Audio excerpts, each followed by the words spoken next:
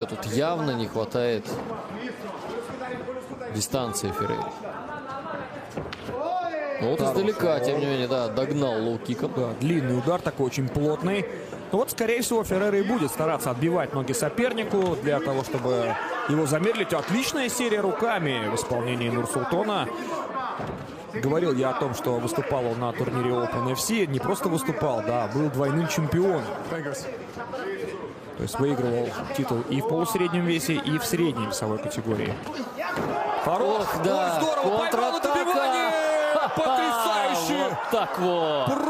Просто выстегнул сейчас Нурсултон Рузибоев соперника. Блестяще! Но это же классическая контратака под лоу-кик. Да, и как был не готов к ней абсолютно Бруно Феррейре. Точнее, наверное, здесь даже скорее к ней был готов именно Нурсултон.